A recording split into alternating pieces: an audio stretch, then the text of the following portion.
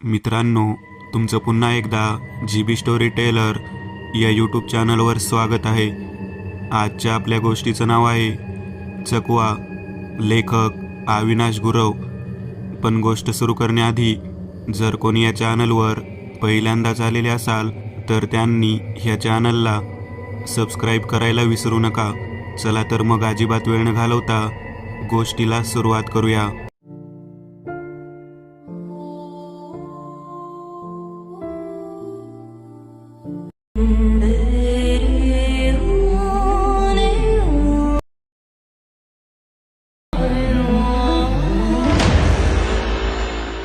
नमस्कार, मी अविनाश गुरव. आज तुम्हाला एक सत्य घटना सांगणार आहे. ही घटना घडली आहे जून 2023 मध्ये. ही घटना स्वतः राजूने मला सांगितली आहे, ज्याने स्वतः अनुभव घेतला आहे. तर आमच्या विभागामध्ये शिवगण नावाचे गृहस्थ राहतात. त्यांच्या मुलीचे लग्न होते तेव्हा ही घटना घडली आहे. लग्न दापोली जवळील एका खेड्यात होते. गावाचे नाव घेणे मी मुद्दामूनच टाळले आहे. तेव्हा शिवगण यांच्या बरोबर राजू आणि खांडेकर हे दोघेही गेले होते. शिवगण यांच्या मुलीचे लग्न छानपैकी पार पडले. लग्न दुपारी 12 वाजता आटोपले. पण लग्नानंतरचे कार्य उरकता सायंकाळचे 5 वाजले. आता राजू आणि खांडेकर यांनी पार्टी करण्याचा बेत आखला. पण शिवगण उद्या पार्टी करूया, आता खूप उशीर झाला आहे असे सांगू लागले. राजू आणि खांडेकर मुंबईचे असल्यामुळे त्यांना गावाकडचा वेळ काळ कसा असतो हे माहीत नव्हते. आता तर 5 वाजले आहेत, अजून खूप वेळ आहे आपल्याकडे असे शिवगण यांना सांगू लागले. शिवगण काही ऐकून घेत नव्हते. उद्या पार्टी करूया यावर ठाम होते.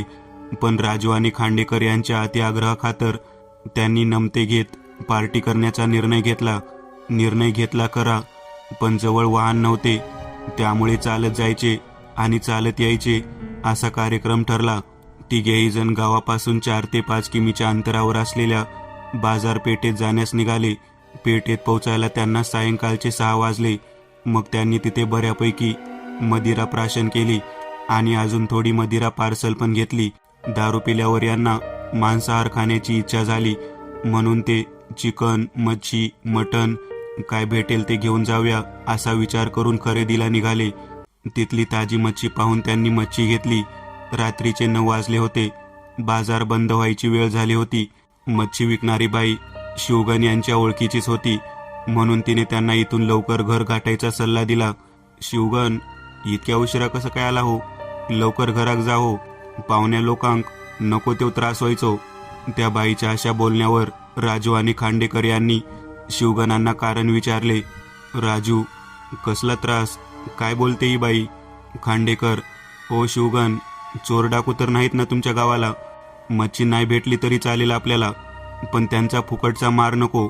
शिवगणने त्या दोघांना काही एक सांगितले नाही. मग त्यांनी मच्छी, त्याला लागणारे मसाले, निंबू खरेदी करून ती पिशवी खांडेकरांकडे सोपवली. तिघेही बाजारपेठेतून निघाले आणि शेतातून गावी जाणारे मार्गास लागले. तिघेही नशेत रस्त्याचे मोजमाप करत चालले होते. शिवगण पुढे आणि राजू, खांडेकर ही जोडगोळी त्यांच्या मागे असे ते चालत होते. ते खूप वेळ चालत होते. गाव आता येईल मग येईल करत पुढे जात होते. पण खूप वेळ लोटला, गाव येण्याचा काही पत्ताच नाही. यामुळे चिडून राजू शिवगणवरच रागवला. त्यांना शिव्या शाप देऊ लागला आणि वैतागून रागाच्या भरात तिथे शेतात बसला. खांडेकर आणि शिवगण त्याची समजूत काढण्याचा प्रयत्न करू लागले. राजूला उठून चालण्यास सांगू लागले, पण फुलटू फट्याक झालेला, वरून चालून दमलेला राजू दोघांचं काहीच ऐकत नव्हता. राजू, गाव नक्की कुठे तुला माहीत नाही? तुला अक्कल नाही? तुला दारू चढली?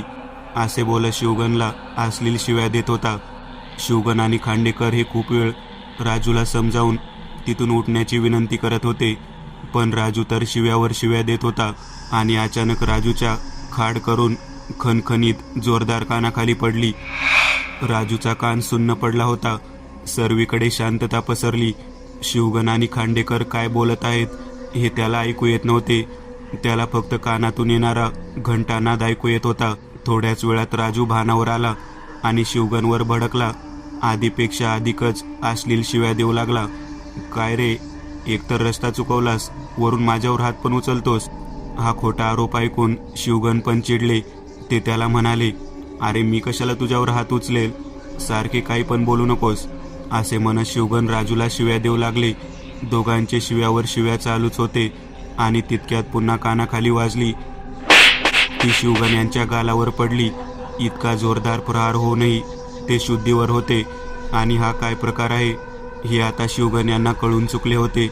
त्यांनी राजूला घरी जाण्यास गयावया करत विनवणी करण्यास चालू केले, पण राजू तर झालेला.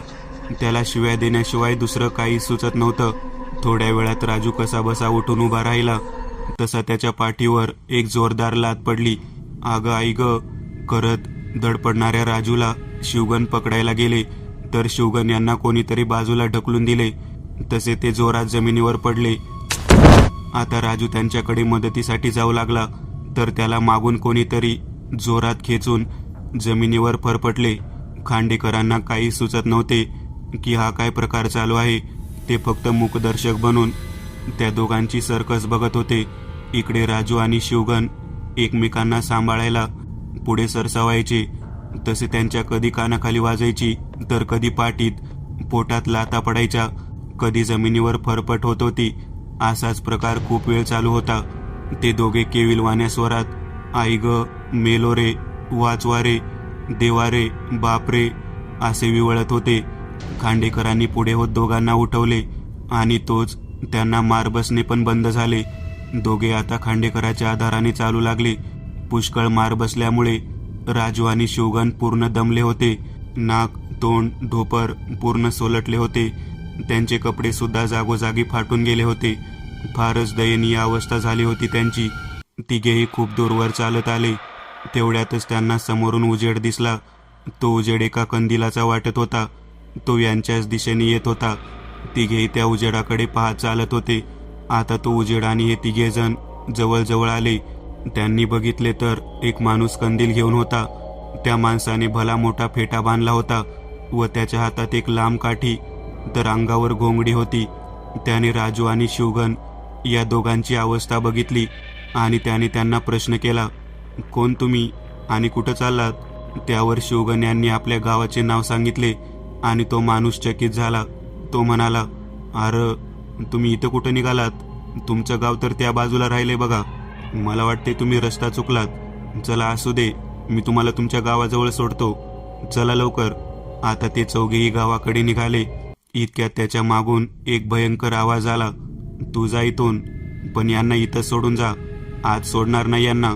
आता कुठे जाऊन त्यांना एक आवाज आला, नाहीतर कधीपासून नुसता मार मार आणि मार. पण आता मात्र ते चांगलेच घाबरले. तिघेही थरथर कापू लागले. काय करावे काय नाही काही सुचत नव्हते.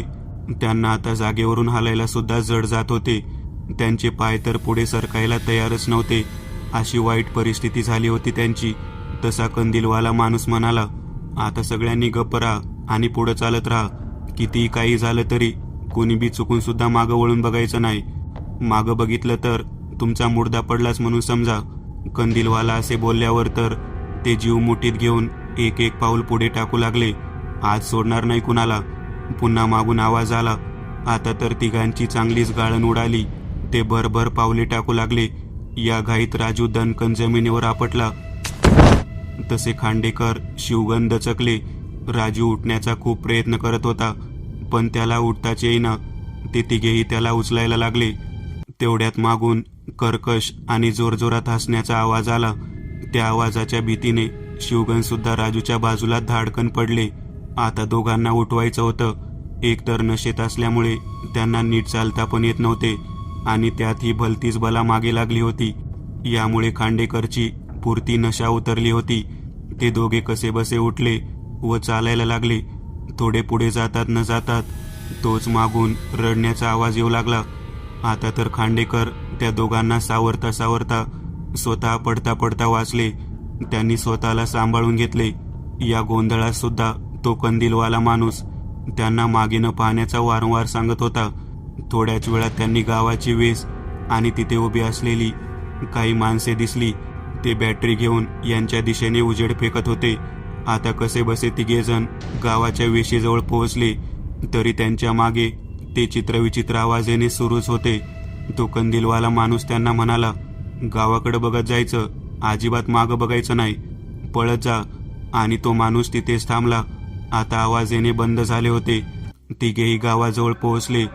तिथे पोहोचल्यावर त्यांना कळले की ही बॅटरीवाली माणसं त्यांच्या शोधात निघाली होती. हे तिघे 5 वाजता गेले. ते रात्रीचे 12:30 वाजले तरी का आले नाही, म्हणून गावकरी यांच्या शोधात निघाले होते. तिघांनी सगळी हकीकत गावकऱ्यांना सांगितली.